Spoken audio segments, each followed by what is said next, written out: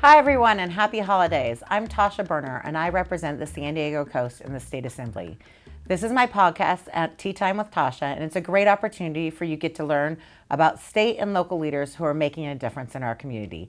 And today we're so lucky to have my good friend, President and CEO of the San Diego Botanical Gardens, Ari Novy, and the San Diego Botanical Gardens is celebrating 55 years. That's right. It's amazing. 55 years young. I've applied for our AARP card, but I hope we won't need to use it.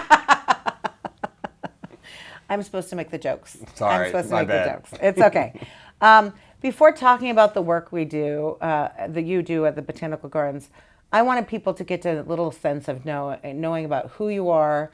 You're a plant biologist, and you've done a lot locally and internationally. So can you walk people through, our viewers through, who you are and why you're at the Botanical Gardens?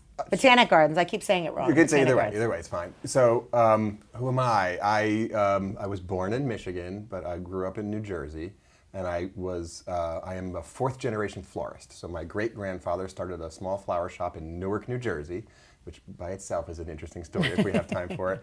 And my grandparents and then my parents' generation ran that, and I was a kid in that, and I spent a lot of time, in the back of my grandfather's shop learning how to work with flowers.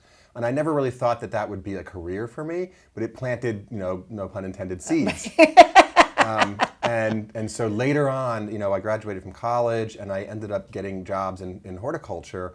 And then I sort of had some great mentorship who said, you can make a career out of horticulture, especially if you go get a graduate degree. And that set me on a path to have a career in horticulture, and amazingly landed me in Botanic Gardens and this amazing career that I currently have. But your undergraduate degree, I thought, was in Italian. That's true. My undergraduate degree is in Italian literature. Italian literature to plant biologist. So the story there is I went to New York University in New York City, and I majored in Italian literature.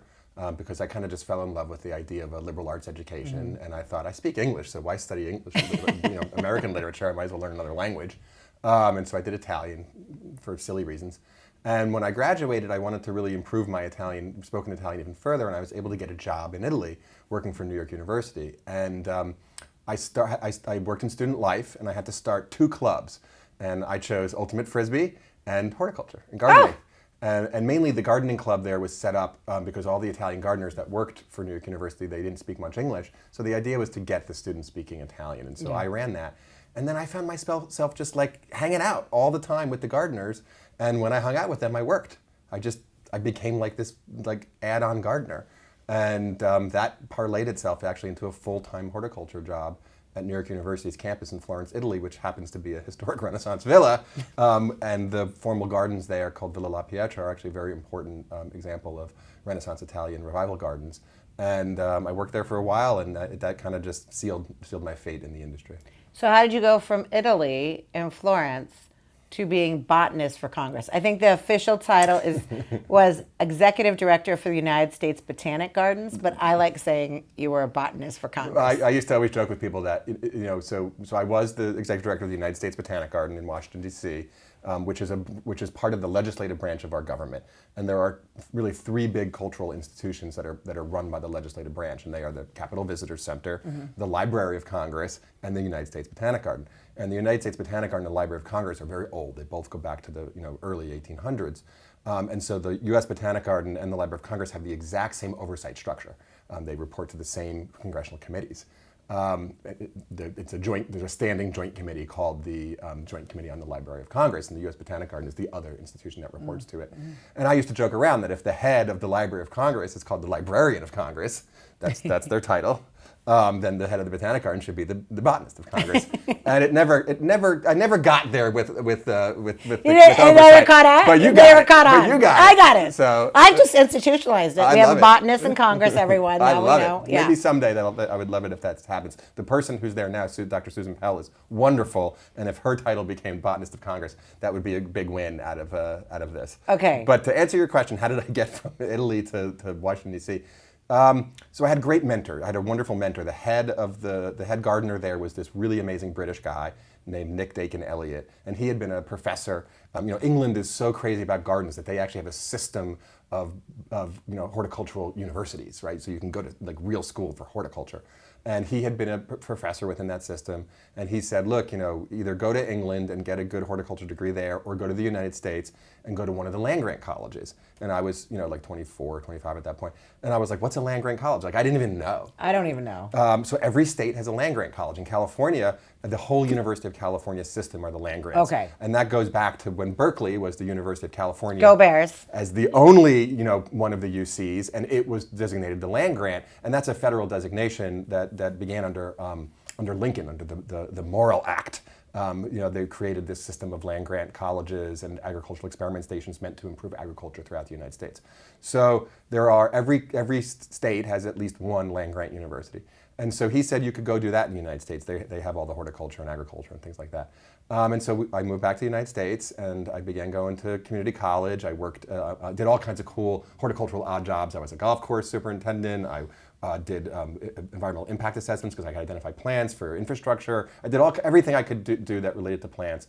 And eventually I got into grad school at Rutgers University, which is the land grant of my home state of New Jersey, the Garden State. There you go. Which makes a lot of sense to be. And I had a great experience. I did 6 years and I got a PhD, and I graduated into a really rough economy after the 2008 crash, and I just wanted a job. I remember applying for 30 jobs in 1 month, and I got 3 callbacks, and one of them was to work as the public programs manager of the United States Botanic Garden, which I felt eminently unqualified to do. And yet somehow they hired me, and that got me into a botanic garden, and I was able to work my way up from there. That is fantastic. And now we're lucky to have you at the San Diego Botanic Gardens. And one of your missions at the San Diego Botanic Gardens is really this combination of intense outreach and education, as well as conservation. So why don't you talk us through what you're doing at the Botanic Gardens for those two things? Because I think people know one or the other. Mm-hmm. I don't think they know you guys do both. Yeah, so it's, Botanic Gardens in many ways are always like the best kept secrets of wherever they are. When I worked at the U.S. Botanic Garden in Washington, D.C., people used to go, oh my God, that's the best kept secret in Washington, D.C. I'm like, it's the closest building to Congress. Really, you don't know about it? And they're like, no. So I think in any community, for some reason, the Botanic Garden becomes this best kept secret. And what they then do is an even better kept secret. So most people come to the garden, and we get 300,000 visitors a year. I mean, a lot of people come to the garden. It's great. We have wonderful support in the community. And they walk around the garden, and they love the beauty of the garden and the experience within nature, and seeing we have 5,000 different plant species represented in our garden from all over the world. And that feels like the main experience of the garden. And it's wonderful. And behind the scenes, the garden is doing all kinds of other stuff. We have this massive science and conservation department, and it is going out into the wild parts of San Diego County and Imperial County, other parts of California, Baja. We actually, we do work all over the world. We've had expeditions to Morocco. I was actually just in Japan doing some horticulture stuff. And we collect plants, we monitor plants, we try to understand what is happening with the plant world, because what happens with the plant world determines what happens with the human world. I like to tell people that plants are almost everything, and that's a very literal statement. Plants make up 80% of the living matter of the world. All of the systems we care about, all the other animals are dependent on plant life to convert sun energy into chemical energy, which we use to make all the things we need: food, fuel, medicine, fiber, all kinds of important stuff. And so as the plant world goes, we will go. And it's important to maintain that plant world so that humans and all the other organisms that live off of their planty homes will thrive and survive into the future. And then this is our holiday edition. And so we also have, what is the name of the Garden of Lights? I always love it. Garden of Lights is what we used to do. Now it's called Lightscape. Lightscape. That's, I knew you changed the branding of Lightscape. it. Yeah, Lightscape. We brand. But I love it. It's such a great way to have a different experience at the gardens. Normally you go to the gardens during the day, you see the different plant lives, you have, certain exhibitions, certain things that you're going on, but Lightscape is just such an interactive way to do that. Can you walk us through how that came about and what it's evolved into? Yeah, I mean, we stole Lightscape from Europe and Chicago. That's what happened. So Lightscape is a really cool program of international light installation artists that are organized by a kind of artists, collective, let's call it, in Scotland. And they first started working with Kew Gardens in London to create this really interesting, kind of good mix between holiday light show and really high-level artistic light show at Kew. And they sort of started to spread around some other parts of England, and then, of course, got the idea that they should jump the pond to the United States. And Chicago Botanic Garden was the first in the United States to work on this, and we heard about it, and we knew we wanted to upgrade our holiday light show. And so we were doing research, and we actually went to Chicago in the first year that they had this and looked at this light show. And we said, wow, this is amazing.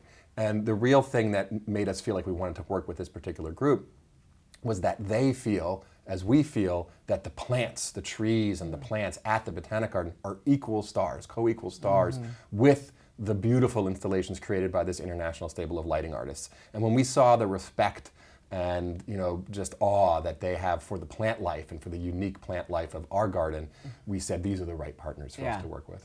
And I think you get that. Like whenever I go with my kids, we go every year in December, and you see that, you feel that it's not the art over the plants or the plants over the art. It's that there's this symbiosis of them together, which is like I think a very botanist word to use. Well, thank you. That is exactly what we're going for. I'm so glad that it comes out. We've had, so we have typically between 13 and 18 light installations, and they're kind of like vignettes. They tell stories, and we set our trail up. It's a mile-long trail so that people experience all of these, vignette, light stories. They often have synchronized music and all kinds of cool things.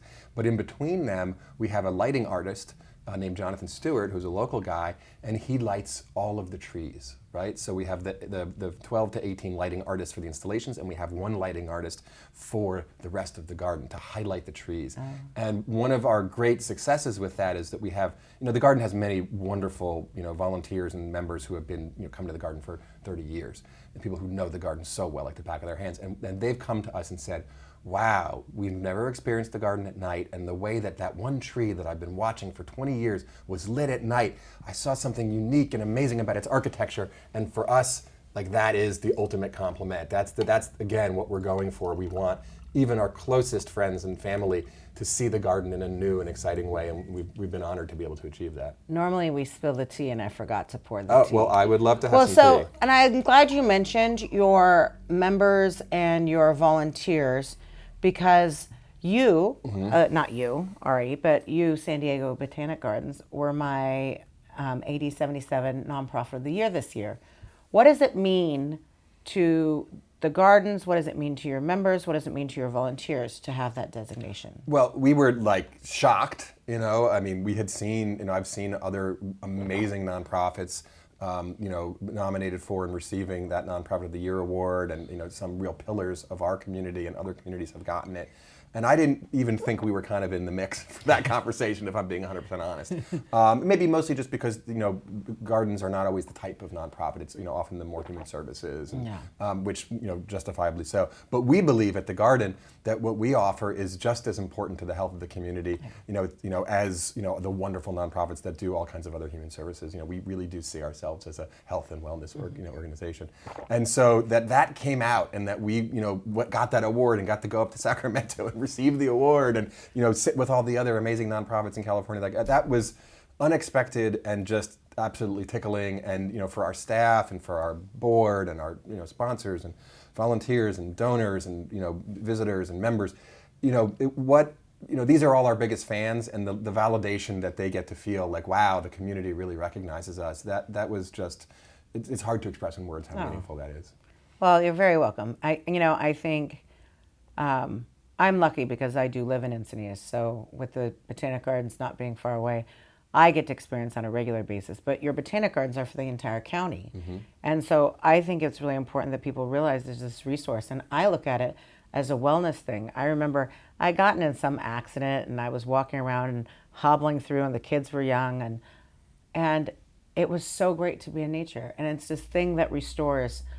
But I want to get back to another point you raised. As the plants go, so goes humanity, is what I took away from what you said. So one of the things that I always work on is, how do we fight the climate crisis?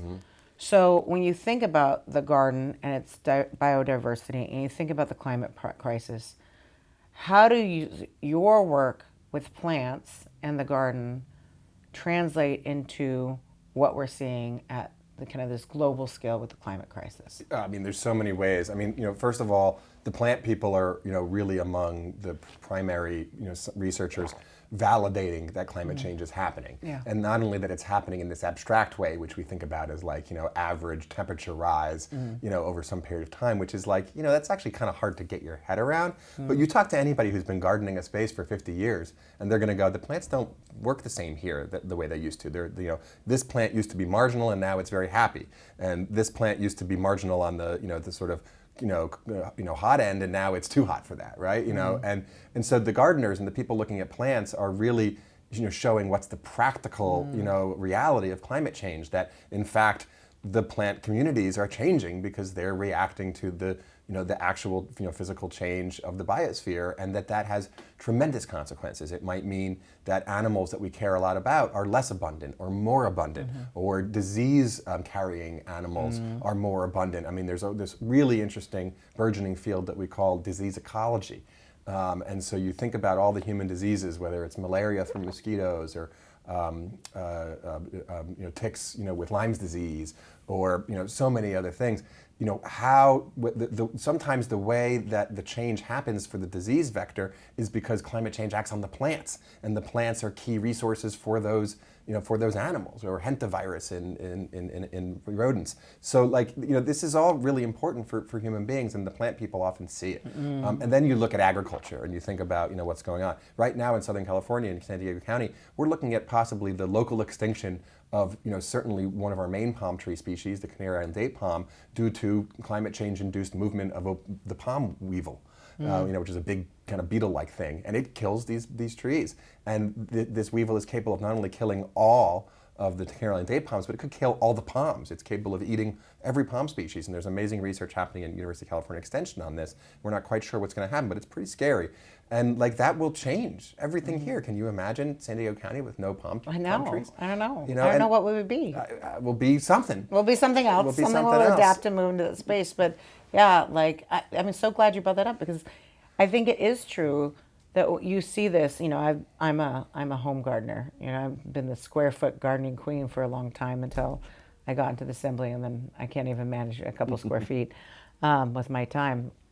But I used to see, I've seen this evolve.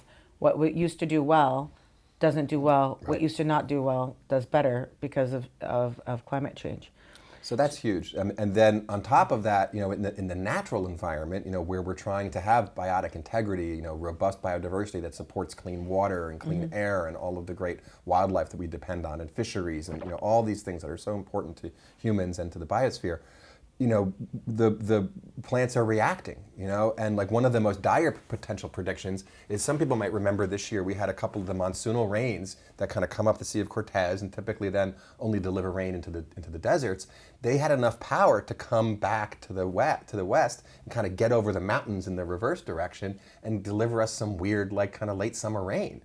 That's something that we're not supposed to have out here on the coast. And the native California chaparral and other kind of Mediterranean climate plants are not used to that. And if the desert plants are used to that, they're okay with it. If that becomes normal, it could really shift the whole biology of our flora in a way that it becomes almost unrecognizable. Wow. And it's interesting. I remember when I moved here now 10 plus years ago. There were some climate models that said there's a very outside chance that kind of rain pattern could shift in 100 years. And now it's that was a decade. It's not so outside of a chance anymore. Now we've seen one example of it, and if it becomes quite consistent, then we're talking about just in a few decades, one of the more dire predictions of climate change coming into reality, with potentially massive shifts in the way the flora functions. That is, that makes it so real, because I think often when I talk about fighting the climate crisis, whether it's blue carbon or natural carbon sequestration, it does seem abstract to people. But that example of the monsoonal rains coming back over the mountains, that's concrete. That happened. We all lived it. Yeah, right? and everybody from here knows that's weird. It's weird to get August and September rains. like real August and September rains. That they have that in Phoenix. They're not supposed to have that in coastal Southern California. Yeah. And so we viscerally as humans experience that when we're familiar with the climate as strange. And then if you take it a little further and you look at, well, what's the impact if you understand the flora here and how if you plant if you're a good gardener here, one of the most important things is hydrozoning. Right, so hydrozoning is making sure that your irrigation is set up so that the plants that have similar water requirements are together. Yeah. So when you're planting the exotic plants, I call it the resort flora. Your birds of paradise and all your hibiscus, all that kind of stuff. The stuff that looks like you're in Hawaii, that stuff wants water all the time. Right. When you plant your native Southern California plants, if you water them in the summer, they will die. They will actually die. And so rain in the summer can kill our native plants if it's too much and too consistent. So, what happens then? Then what does our flora become? Yeah. We don't know. We're not sure what it will be, but it will be very different if that happens. Okay, well, we're going to all hope that the ecosystems evolve. We will hope that all what was the date palm weevil? Oh, yeah, there's the palm The weevil. research on the palm weevil continues and we save all palm trees. And I'm going to wrap up now, but what is when we think about our viewers who are constituents here in 8077 in San Diego, what do you think every community member can do to reconnect more deeply with plants, nature, and conservation? What can, maybe they're not totally intensive gardener. What can regular people do? Well, everybody can come to the Botanic Garden. I also really want to point out the Botanic Garden is absolutely committed to accessibility, and we have programs if paying the entrance fee, which is not a lot at the Botanic Garden, but less than $20. But if that's a barrier, it's not going to be a barrier. Just come, let us know. We have programs, and we want everybody to come. But even beyond the Botanic Garden, I think the best thing anybody can do is bring plants into their life. Yeah. Whatever that means. If that's having, an easy house plant, a pothos, or a bird's nest fern, or something like that, on your nightstand, or in your office desk, or if that's one tomato plant, on your porch, or balcony, or patio, or you go hog wild and you plant half an acre somewhere. Just grow a plant. And if you can't grow a plant, I am a big fan of the Lego plants or anything else like that. They're really cool. Or any other kind of fake plant. The silk flowers now are amazing if you don't have the light. I think that planty things, are gateway drugs to real plants. And I am really okay with that. And I think people are being really creative with the sort of synthetic plant life that people are bringing into their lives. I think we might leave out the gateway drug to real plants, but if real plants are the thing that we're going for, I think that's a great idea. I keep getting orchids as presents, which people shouldn't give me orchids because I don't know how to keep them alive. But my daughter's figured it out. So she's has a whole ice cube theory that's going on, and that's what we're doing to keep them alive. But I look at them, and it does bring me joy when I'm sitting there having my coffee in the morning to go out and look at them.